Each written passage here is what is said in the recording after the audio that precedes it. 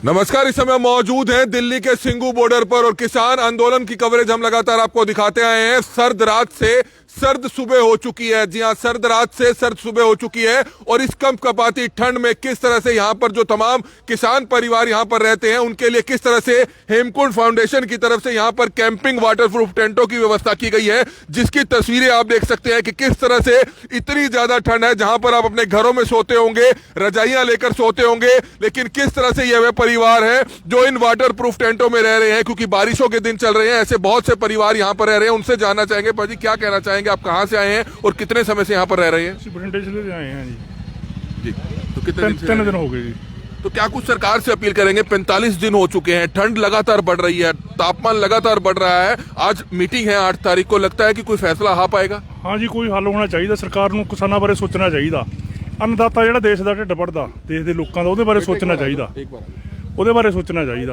तो बिल्कुल आप देख सकते हैं कि पूरे के पूरे किसान परिवार अपनी बेटियों के साथ, अपनी बीबियों के साथ, माताओं के साथ आए हैं। उनसे जानना चाहेंगे। माता जी, बठिंडा से आप आए हैं, कितनी परेशानी है, ठंड में रह रहे हैं, सरकार से कुछ अपील करेंगे? सॉरी।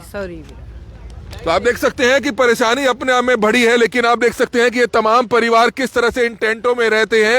सबसे बड़ी बात है कि हेमकुंड फाउंडेशन की तरफ से यह व्यवस्था की गई है, वाटरप्रूफ व्यवस्था यहां पर उन कैंपों की टेंटों की तरफ से की गई है। और आप तस्वीरें इस समय देख सकते हैं कि बड़े सेवादार जो है यहां पर इस तरह से सेवाएं करने में लगे हुए हैं। सबसे बड़ी बात है कि हेमकुंड फाउंडेशन की तरफ से यह व्यवस्था की गई है,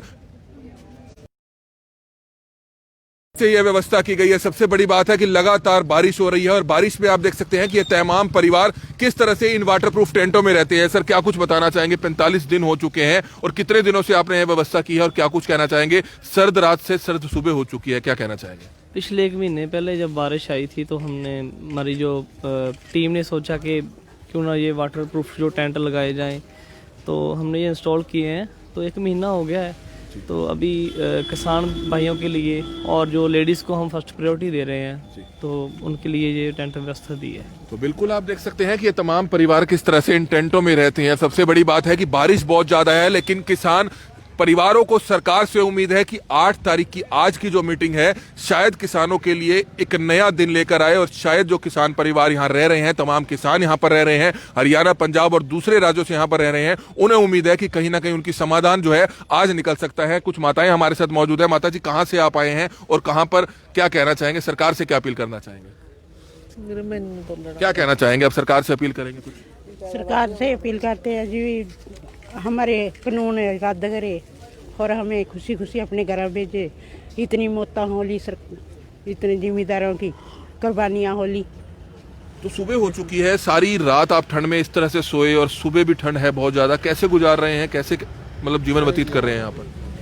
बस जी कोई ठंड नहीं जी, हमारी जो रोजी रोटी जा रही है, फिर ये ठंड हमारे आगे क्या है? ठंड कुछ भी नहीं है, बिल्कुल अपने आप में। जो किसान सब यहाँ पर पहुंचे हैं उनका कहना है कि अगर उनकी मांगे मान ली जाती है तो वो यहाँ से चले जाएंगे। लेकिन सबसे बड़ी बात है कि यहाँ पर अब तक कई ऐसे बुजुर्गों की मौत हो चुकी है, ठंड के कारण काफी बुजुर्ग किसानों की मौत हो चुकी है, जो अपने आप में कई तरह के सवालिया निशान जरूर खड़े करता है कि आखिरकार ये तमाम किसान आखिर कब तक यहाँ पर खुले आसमान में इस सर्द रातों में सोने को मजबूर होगा। नया साल हो चुका है, 2021 हो चुका है, लेकिन सबसे बड़ी बात है कि 40 से 45 दिन हो चुके हैं। ये तमाम किसान किस तरह से इन खुले आसमान में सोते हैं। हालांकि हेमकुंड फाउंडेशन का धन्यवाद करते हैं कि उन्होंने ये तमाम टेंट्स की व्यवस्था, सबसे बड़ी बात है कि वाटरप्रूफ टेंट्स की व्यवस्था की है, जिसमें महिलाएं हैं, बेटियां हैं, बच्चियां हैं, वो यहां पर रह सकती हैं। सबसे बड़ी बात, बहुत अच्छी व्यवस्था की गई है। कुछ और किसान हमारे साथ मौजूद हैं। सर, क्या कुछ कहना चाहेंगे? लगातार 40 से 45 दिन आपको हो चुके हैं। आज 8 तारीख को मीटिंग है केंद्रीय मंत्रियों के साथ। उम्मीद है कि आपका समाधान हो सकता है? देखो जी, हमको आज यही आस है कि आज 8 तारीख है और मोदी जी को बेनती है कि हमको घर भेज दे।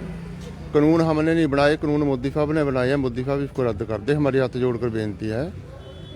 और जो हमारे कानून नहीं रद्द होते तो हम यहाँ परेशान हो रहे हैं, तो मोदी साहब भी परेशान होंगे वहाँ बैठे।